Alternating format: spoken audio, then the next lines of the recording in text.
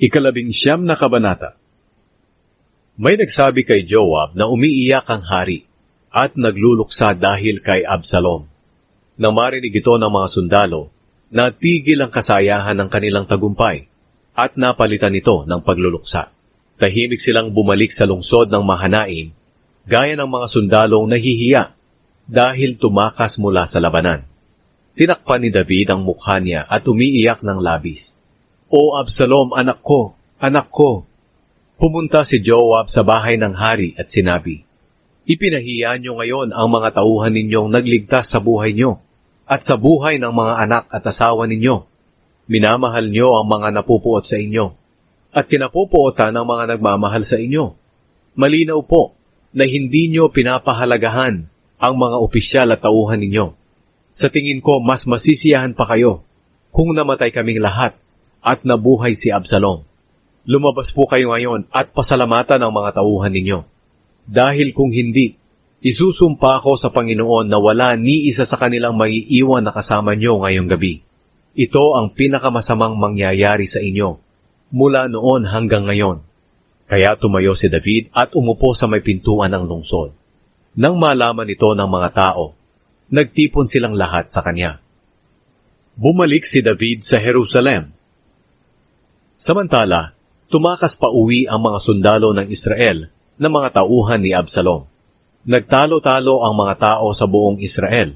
Sinabi nila, "Iniligtas tayo ni Haring David sa kamay ng mga Pilisteo, pero tumakas siya sa bayan natin dahil kay Absalom.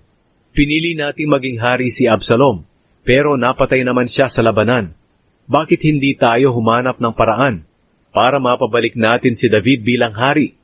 Nang mabalitaan ni Haring David ang pinag-usapan nila, nagpadala siya ng mensahe sa mga paring sina Zadok at Abiatar na sinasabi, "Sabihin niyo ito sa mga tagapamahala ng Huda. Nabalitaan kong gusto ng inyong mga mamamayan na ibalik ako bilang hari, at kayo pa ang huling nagpasya na pabalikin ako sa aking trono. Hindi ba't mga kamag-anak at kalahi ko kayo? At sabihin niyo rin ito kay Amasa, dahil kalahi kita, gagawin kitang commander ng mga sundalo ko kapalit ni Joab. Kung hindi ko ito gagawin, parusahan sana ako ng matindi ng Diyos." Napapayag ni David ang mga taga-Huda at nagkaisa sila sa kanilang desisyon. At ipinasabi nila kay David, "Bumalik po kayo rito at ang lahat ng tauhan ninyo." Habang pabalik si David, sinalubong siya ng mga mamamayan ng Huda roon sa ilog ng Jordan. Ang mga taong ito ay nagtipon sa Gilgal para samahan siya sa pagtawid sa ilog. Nagmamadaling sumama sa pagsalubong kay David si Shimei na anak ni Gera, isang Benhaminita galing Bahurim. May kasama siyang 1,000 Benhaminita. Kasama na rito si Ziba, nakatiwala ng sambahayan ni Saul, at ang 15 nitong anak na lalaki at 20 utusan. Nagmamadali nilang sinalubong si David sa ilog ng Jordan.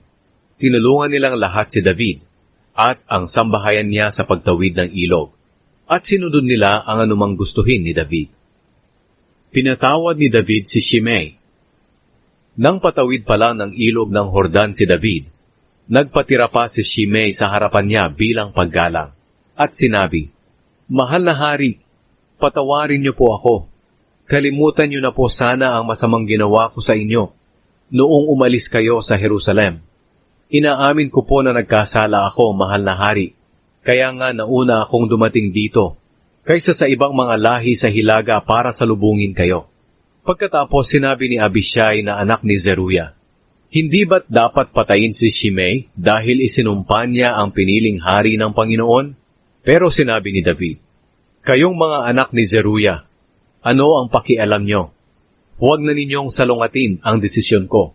Ako na ngayon ang hari ng Israel, at walang taong papatayin sa Israel sa araw na ito." Kaya sinabi ni David kay Shimei, "Isinusumpa ko na hindi ka papatayin." Pumunta rin doon si Mephiboset na apo ni Saul para salubungin si David. Galing siya sa Jerusalem.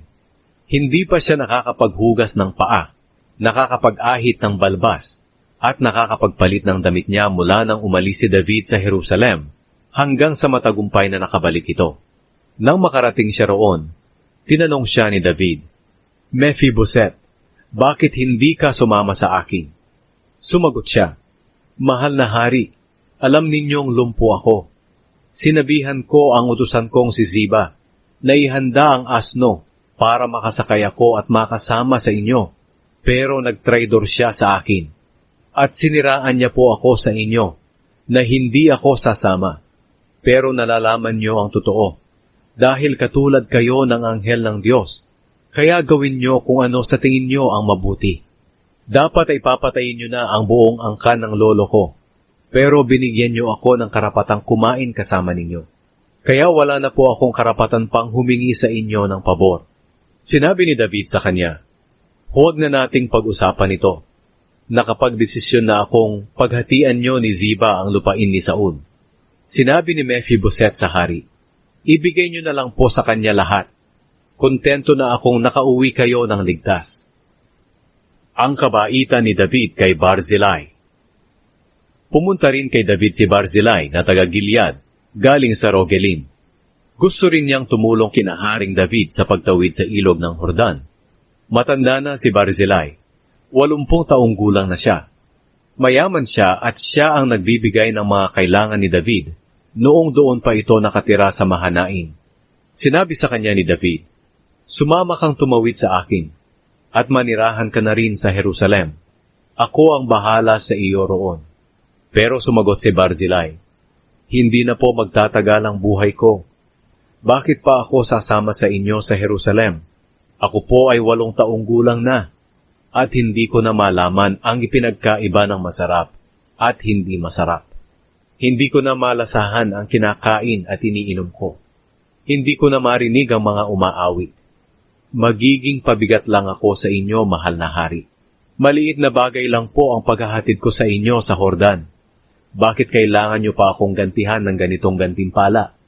Uuwi na lang ako, para kapag namatay ako, doon ako mamamatay sa sarili kong bayan, kung saan inilibing ang mga magulang ko. Narito ang anak kong si Kimham, na magsisilbi sa inyo. Isama niyo siya, mahal na hari, at gawin niyo kung ano sa tingin ninyo ang makakabuti sa kanya. Sumagot ang hari, Isasama ko siya at gagawin sa kanya ang anumang kabutihang gagawin ko sana sa iyo, at gagawin ko ang anumang hilingin mo sa akin. Niyakap ni David si Barzillai at binasbasan. Pagkatapos, tumawid si David at ang mga tauhan niya sa ilog ng Jordan, at umuwi si Barzillai sa bahay niya. Nang makatawid na si David, pumunta siya sa Gilgal kasama si Kimham at ang buong hukbo ng Huda at kalahati ng hukbo ng Israel. Nagpunta ang buong hukbo ng Israel sa hari at nagreklamo kung bakit ang mga kadugo nilang taga-Huda ang nanguna sa pagpapatawid sa kanya at sa sambahayan niya at sa lahat ng tauhan niya. Sumagot ang mga taga-Huda sa mga sundalo ng Israel, Ginawa namin ito dahil ang hari ay malapit naming kamag-anak. Bakit kayo nagagalit? Nakatanggap ba kami ng pagkain o anumang regalo galing sa kanya? Hindi. Sumagot ang mga taga-Israel, 10 kaming lahi ng Israel, kaya 10 beses ang karapatan namin sa hari kaysa sa inyo. Bakit ang baba ng tingin nyo sa amin? Hindi ba't kami ang unang nagsabi na pabalikin natin ang ating hari? Pero ayaw magpaawat ng mga taga-Huda, at masasakit na salita ang isinasagot nila sa mga taga-Israel.